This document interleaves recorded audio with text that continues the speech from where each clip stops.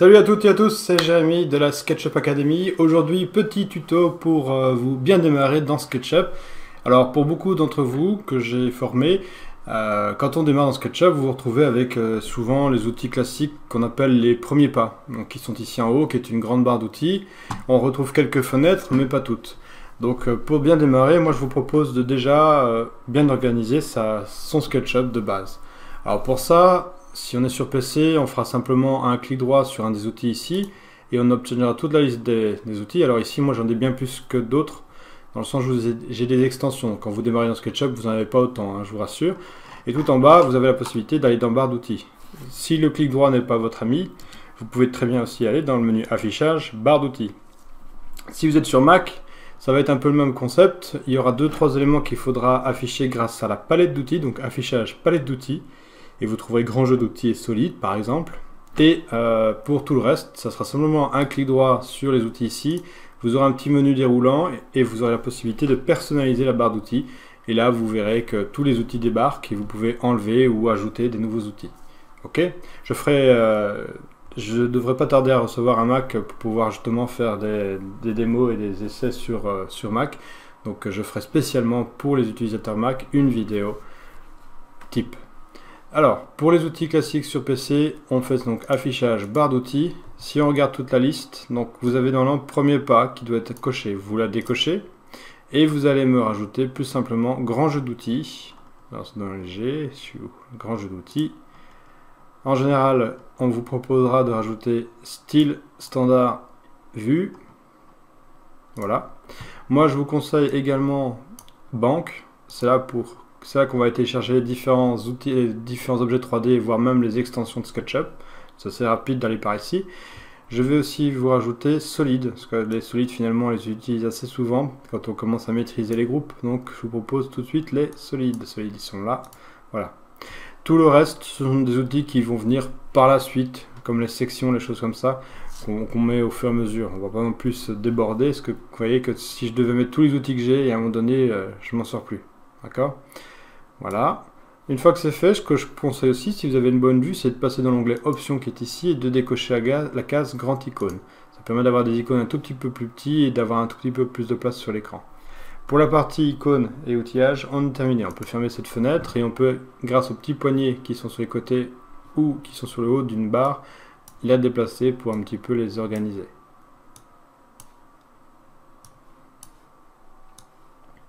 A savoir que vous pouvez très bien les mettre ici, vous pouvez les mettre en deuxième ligne, vous pouvez même les mettre en bas, voire même sur le côté droit, ce que je ne conseille pas forcément toujours, ou sur le côté gauche. Petit inconvénient de la grande jeu d'outils, c'est que vous ne pourrez pas rajouter un deuxième onglet juste à côté. Voilà, donc vous voyez, il nous tire automatiquement en 3 barres. Je ne sais pas pour quelle raison, c'est dommage, mais c'est comme ça. Donc moi j'aime bien les mettre ici et laisser la grande jeu d'outils sur le côté gauche. Une fois qu'on a fait ça, il y a aussi les fenêtres, parce qu'on ne parle pas suffisamment des fenêtres, mais ces fenêtres sont très importantes pour travailler correctement dans SketchUp, et il y en a toute une série qui sont déjà plus ou moins ouvertes. Si elles ne sont pas ouvertes, pas de panique, ça peut très bien être fermé comme ça, vous allez les retrouver dans le menu fenêtre, hein, donc il s'agit de fenêtres, forcément on les retrouve dans le menu fenêtre, et dans ce menu fenêtre, vous avez la fameuse palette par défaut, qui pour le moment n'est pas affichée, donc je peux l'afficher. Je peux même lui donner un nom différent, d'accord? Donc afficher le panneau, et éventuellement, pourquoi pas, modifier le nom du panneau. Par exemple, ici, palette par défaut, ici, palette Bibi.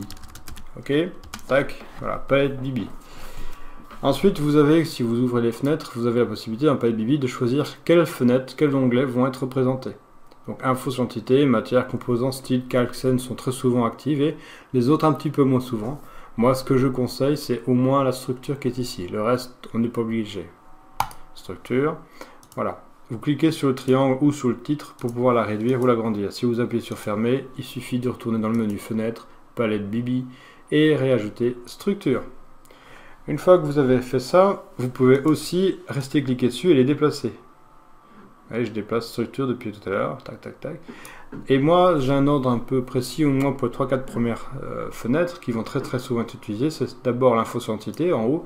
En gros, ça concerne tous les objets, toutes les entités que vous dessinez, que ce soit une arête, un guide, une face, n'importe quoi, ça va apparaître ici. Si je clique par exemple sur marque, Marc me dit qu'il est un composant, qu'il y en a un dans le modèle, qu'il est dans le calque layer 0, qui c'est l'instance, donc c'est un petit nom qu'on peut donner à Marc.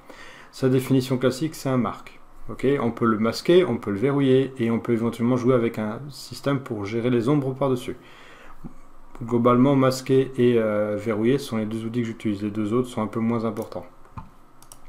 Voilà, quand je clique dans le vide à nouveau, je perds de nouveau la sélection, donc je perds l'identité de l'objet sélectionné, forcément. Après la fausse entité, certains me diront, ouais, les calques, c'est super important. Alors attention, je répète encore et toujours, les calques, c'est du grand luxe. Quand vous vous sentez à l'aise avec SketchUp, vous vous amusez à faire des calques. Pas avant. Les calques, pour rappel, peuvent être très dangereux. Vous pouvez dessiner dans un calque, pas faire attention, puis repartir dans un autre, ainsi de suite. Dans l'idéal, dans SketchUp, si vous voulez démarrer correctement vos objets et votre dessin, c'est de toujours penser objet. C'est-à-dire que je fais un rectangle, je fais un poussé-tiré, je lui donne du volume. Cet objet, je le sélectionne en entier, j'en fais un groupe, et pourquoi pas le groupe, je le mets dans un calque, ou une catégorie. Moi j'appelle ça des catégories en quelque sorte. C'est comme des espèces de dossiers, des classeurs dans lesquels vous allez ranger tous vos objets. Les cloisons dans le calque cloison, les murs dans le calque mur, les sols dans le calque sol, et ainsi de suite. Ok ? Je reviendrai sur une vidéo spéciale calque, pour clairement faire les choses. Donc voilà, moi les calques c'est secondaire, c'est pas la priorité. Si vous voulez gérer correctement du SketchUp, vous devez gérer votre info sur entité et surtout la structure. D'accord? Alors c'est quoi la structure? La structure c'est tout simplement une liste de tous vos groupes et composantes dessinés dans le modèle. Donc je rappelle, si vous faites un rectangle poussé-tiré et que vous en faites un cube, vous en faites tout de suite un groupe. Vous avez déjà dû ressentir la douleur quand on ne pense pas à faire des groupes. Une fois que vous avez fini votre appartement et que vous décidez de faire un triple clic pour sélectionner toutes les faces et les arêtes, tout est sélectionné, puisqu'il n'y a aucun élément groupé, séparé. Pour rappel, un groupe, ça permet d'isoler un objet d'un autre. D'accord? On est un petit peu, je ne vais pas dire dans le BIM, mais on est en quelque sorte dans une espèce de maquette 3D intelligente. C'est-à-dire que quand vous dessinez un objet, c'est pas juste joli et visuel, c'est technique. C'est un objet qui concerne, donc qui est un volume, qui peut être rangé dans un autre endroit et qui est facile à sélectionner pour déplacer. Marc, c'est beaucoup plus simple de le sélectionner comme ça, de le déplacer, donc en un seul clic, que s'il avait été éclaté. Paix à toi mon ami. D'accord? C'est très joli comme effet. J'avais jamais essayé, c'est assez sympathique. Bref, toujours faire des groupes, voire des composants. Alors certains me diront, oui mais c'est quoi la différence entre un groupe et un composant? On en parlera à un autre moment. Mais globalement, maîtrisez le groupe. Maîtrisez l'info sur entité, maîtrisez le groupe, maîtrisez votre structure, et vous serez heureux pour le reste de votre vie dans SketchUp. Si vous rajoutez du calque, c'est un petit peu la cerise sur le gâteau quand vous maîtriserez vos groupes. Alors, pour rappel, je vais faire une petite démonstration de la structure. Je vais faire donc un objet, un poussé-tiré. Vous voyez que pour le moment, il n'apparaît absolument pas dans la liste, mais dès que je fais un triple clic, clic droit, créer un groupe, j'ai l'objet qui apparaît ici. Donc la structure est vraiment très importante pour ça. Les composants sont représentés par des petits carrés, les groupes sont représentés par un gros carré noir. Si je fais un clic dessus, il est sélectionné. Si je fais un clic sur Marc, c'est pareil. Si je fais un clic droit, j'ai les mêmes menus classiques que je pourrais avoir en faisant simplement un clic droit ici. C'est assez pratique pour revoir les choses. Et la super surprise, c'est que quand vous choisissez un objet et que vous décidez de le masquer, très souvent on est paniqué parce qu'il faut trouver la commande révélée qui n'est pas toujours évidente à trouver, et grâce à la structure, si vous avez fait les choses correctement, que vous avez bien groupé, que vous avez bien masqué le groupe, vous retrouvez votre groupe en gris clair pour vous dire il est là, mais il est masqué. On peut donc faire un clic droit et le révéler, ou utiliser l'œil pour le masquer ou pour le révéler. Donc je rappelle, info sur entité pour masquer, révéler, renommer éventuellement l'objet. Donc si je reviens dessus, je peux facilement faire ça. Hop, lui donner un petit nom, cube. Alors certains me diront que c'est pas un cube parce qu'il n'est pas carré, etc. Bref, mais bon, on n'est pas là. Donc info sur entité, structure, calque, les matières, pourquoi pas. Donc généralement vous modélisez, vous donnez, vous structurez, vous organisez et vous mettez de la couleur. Après vous avez les composants, donc toute la liste d'objets qui peuvent varier en direct ou pas. Donc ici on avait une super collection, donc petite publicité en passant. Voilà, j'en dis pas plus, soyez curieux, allez creuser, allez vous renseigner. Vous avez donc après les matières, les composants, vous avez souvent les scènes, donc qui vont permettre d'organiser un petit peu votre truc, voire même les styles avant, peut-être les styles avant, qui vont vous aménager votre style et ensuite vous créez votre scène. Puis après vous avez l'instructeur. Alors certains me diront, mais l'instructeur ça sert à quoi? Je sais pas si vous avez déjà regardé, mais il y a un truc qui bouge à chaque fois au début quand vous démarrez dans SketchUp, c'est simplement l'instructeur qui vous dit comment faire certaines choses avec l'outil que vous avez en main. Ici j'ai l'outil sélection, Et cet outil sélection, je le vois ici, il me dit comment sélectionner, donc le numéro 1, quelles sont les touches que je peux utiliser avec sélection pour pouvoir faire les choses un peu plus correctement et plus professionnelles. Et en dessous, un petit lien qui m'envoie directement sur la page de SketchUp en anglais, mais bon, vous pouvez facilement traduire, c'est assez simple et efficace, qui vous donnera beaucoup plus de détails sur comment sélectionner les objets. Si je passe à l'outil rectangle, la fenêtre instructeur change de forme et il vous dit qu'il s'agit d'un rectangle. Comment on fait un rectangle? Donc les 4 points faciles pour faire un rectangle, les différentes touches qu'on peut utiliser pour éventuellement faire des copies, faire un rectangle suivant un point bien précis, suivant le centre, etc. etc. Okay, et c'est comme ça pour toutes les commandes. Cercle, ligne, pousser, tirer, etc. etc. Okay, donc instructeur, ça peut être pratique pour les personnes qui ont besoin de temps en temps de se rappeler à l'ordre. Je rappelle aussi qu'en bas, vous avez une phrase qui vous aide quand même énormément et qui vous dit quelles sont les choses que vous pouvez faire. Assez basique, assez sommaire sur l'outil que vous avez. Par exemple, avec l'outil sélection, vous pouvez sélectionner les objets. C'est la première chose à faire. Alors, en général, vous avez une première phrase qui vous dit quoi faire de base avec l'outil. Et puis ensuite, vous avez plusieurs petites phrases qui vous disent ce qu'on peut faire d'autre avec l'outil. Appuyez sur marche pour étendre la sélection. Par exemple, je peux faire marque plus mon petit cube. Vous pouvez faire glisser la souris pour sélectionner l'objet. Ah ouais, top. Pour info, quand vous faites glisser la souris de gauche à droite ou de droite à gauche, vous noterez que vous n'avez pas le même rectangle. Le rectangle de gauche à droite vous permet de sélectionner tout ce qui est intégralement dessiné et dans l'objet. Donc si par exemple je prends marque mais que je ne prends pas l'intégralité du cube, le cube ne sera pas sélectionné. Il faut qu'il soit intégralement dedans. De la même manière que si je vais de droite à gauche, tout ce qui touche l'objet, donc y compris la chaussure de marque, prend marque et le cube. Ok, pas besoin de tout sélectionner pour y arriver. Tac. Vous voyez, donc très pratique. Gauche, droite, droite, gauche. Il vous le dit ici, c'est pareil. Si vous regardez quelques minutes, il vous montrera le dessin dans un sens et il vous montrera le dessin dans l'autre sens. Ok. Des fois, il faut, c'est pas égyptien, mais presque. Hein, il faut décrypter, comprendre de quoi il s'agit, mais globalement, avec un petit peu de persévérance, vous y arrivez. Et si ça suffit pas, la petite ligne ici en bas. Et si ça suffit toujours pas, la SketchUp Academy. Ça marche? Donc instructeur, c'est pas mal. Si vous en voulez d'autres, il y a fenêtre, palette, bibi, il y a les ombres, il y a les brouillards, il y a adapter une photo.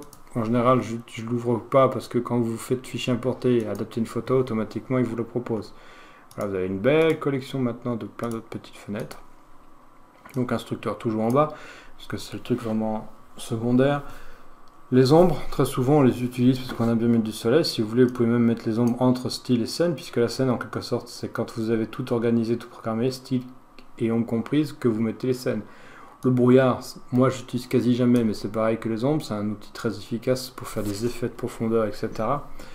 Vous avez adapté une photo qui elle est vraiment très secondaire, enfin très spécifique, vous pouvez même la fermer puisqu'elle s'ouvre toute seule quand vous allez automatiquement faire une photo adaptée. Et puis vous avez la fenêtre adoucir les arêtes qui elle aussi, si vous faites un objet, vous sélectionnez clic droit, vous avez quelque part adoucir les arêtes, si je dis pas de bêtises, là ici adoucir, et automatiquement, ça devrait, enfin, là elle va le faire automatiquement, mais s'il y avait plusieurs arêtes arrondies, etc., elle vous ouvrira la fenêtre qui est ici.